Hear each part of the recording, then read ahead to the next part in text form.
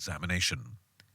Vishwas Rao had to shift from hostel to hostel with numerous distractions to overcome, including at times rowdy visitors from the village.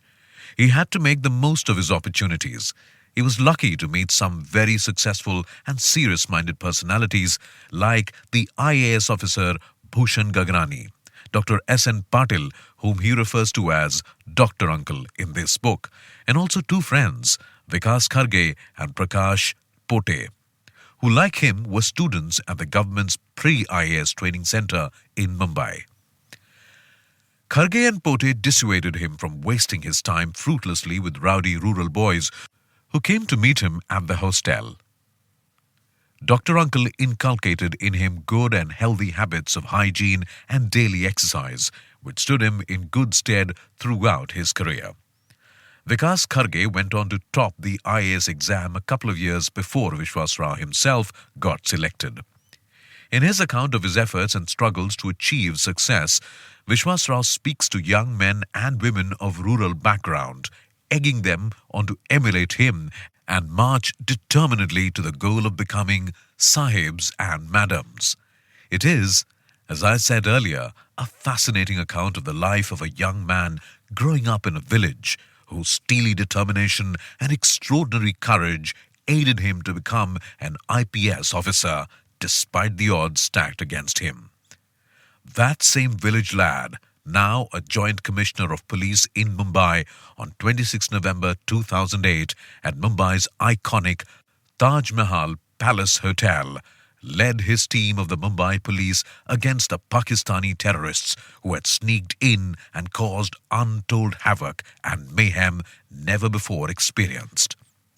All his cognitive senses, developed from infancy in his native village, were in play at that critical time, when out-of-the-box thinking, quick decision-making, cautious but determined action, and above all, extraordinary leadership qualities were required. Vishwas Rao had all those qualities. They won him the President's Police Medal for gallantry. Some of my ex-colleagues, now retired, tell me that they have read another account in Hindi, written by a Maharashtra cadre IPS officer hailing from the Bhind-Morena dacoit-infested area of Madhya Pradesh. I have not read that account, but I was happy to learn that IPS officers from rural backgrounds are writing their stories. It will encourage boys and girls from the hinterland to enter the Class 1 services and thus introduce a measure of egalitarianism in our society. Before I end, I wish to record my deep appreciation of the skills displayed by Vinita Deshmukh and Prasanna Kumar Keskar in translating Vishwas Rao's book from Marathi into English. It was a pleasure to read the translated version. At no time did I feel bored. The narrative was almost racy, like an action movie. And to my friend Vishwas, I say this: now that you have shown your brothers and sisters of rural Maharashtra the way to advance in life, spend the rest of your life in the service of the people and guide future IPS officers on the path of truth, justice and integrity. For that is why the IPS was constituted by Sardar Vallabhbhai Patel, that great son of India.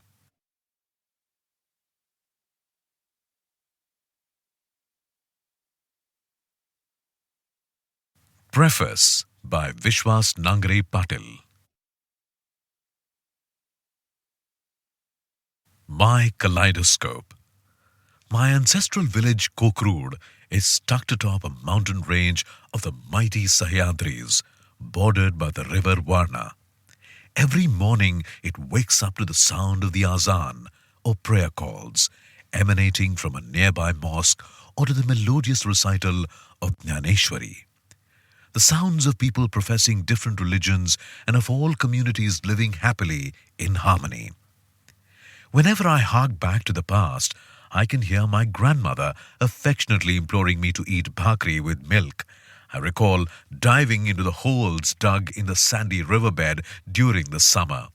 I can hear our cheerful cries when we caught tiny fish.